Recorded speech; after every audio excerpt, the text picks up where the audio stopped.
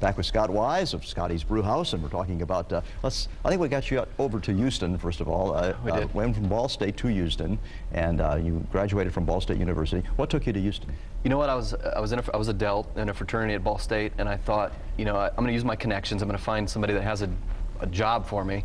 And I was open to go anywhere. I just wanted to get out of my town. I wanted to I was always known as Jerry's son or Debbie's son, and I kind of wanted to create my own footprints. And so found a job in Houston through an alumni, and he hired me and ended up hating my job. I loved the alumni, but hated what I was doing. And I ended up bartending at night, and that's kind of when the wires started, you know, I was like, okay, you keep working in the service industry, you keep gravitating back towards that, maybe that's your career path.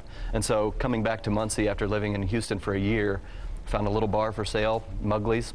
Yeah, I want to talk about that, but I'm going to back up in Houston just because you were a copywriter. You're going to embarrass me now. I'm going to embarrass you now. You were a copywriter, but you also you had a modeling job on the side of India's. I didn't have, as I told you earlier, in privacy, that occasionally when models wouldn't show up, they would walk around the room and say, does anybody want to come substitute? And I was like, of course, I want to get out of my desk job. I want to go do something else.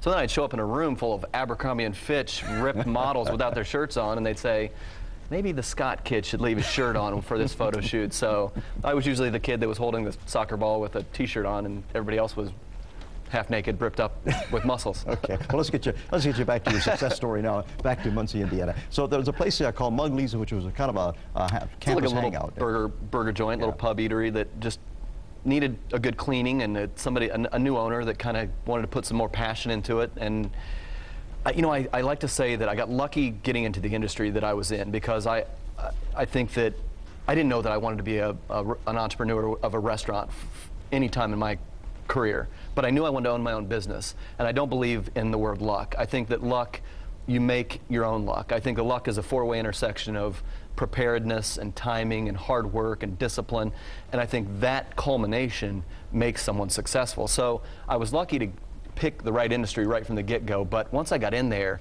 and I just knew that I was at home, I knew once I cleaned that place up and got a scrub brush and some paint and got in there, I was the cook and the bartender and the waiter, and I would go home at night and I would do the book work, and then I'd go in and I'd just do it all again, and I'd do it all again. And finally I was like, okay, I'm busy enough that I need to hire my sister.